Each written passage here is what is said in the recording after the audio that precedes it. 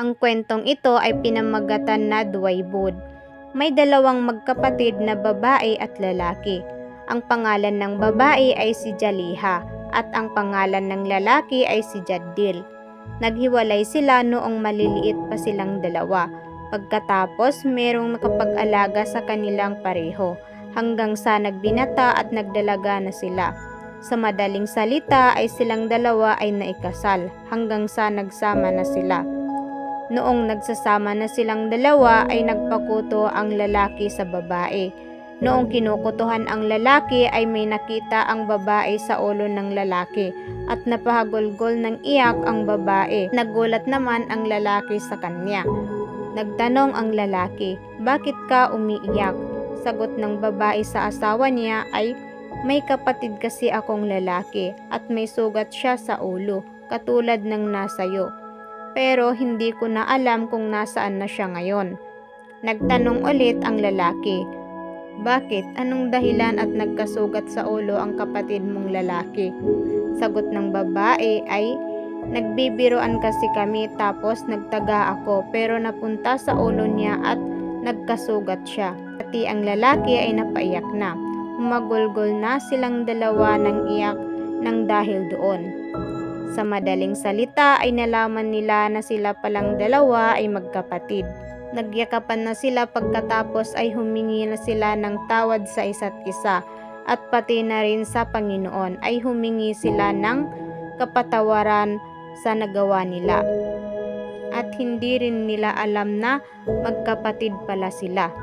May nakarinig sa kanilang dalawa at pinagkukwentuhan na sila at nakarating iyon sa Tuan Sultan. Sa madaling salita, dahil sa bawal ang pag-iibigan ng kapwa magkapatid, silang dalawa ay pinarusahan sa kanilang lugar kung saan pinamumunuan ng isang sultan. Dahil sa bawal na relasyon, dapat silang parusahan at lagyan ng tali na may bato at ihulog sa gitna ng dagat. Wala nang nagawa ang magkapatid sa kadahilanan ng kanilang pagkawalang alam sa kanilang sinapit. Hanggang sa dinala na sila sa karagatan ng Basilan. Sa kabilang banda, habang hindi pa sila inihulog, ang lalaki ay humingi ng tawad at nagdarasal ito sa Diyos. Wala silang kaalam-alam tungkol sa sinapit. Sana ay ang Diyos na ang bahala sa kanilang dalawa.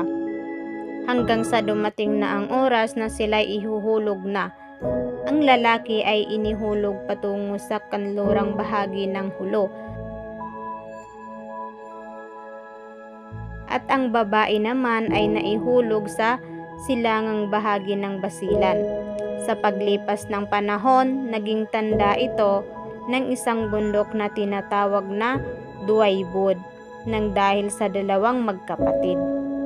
At doon na nagtatapos ang kwento.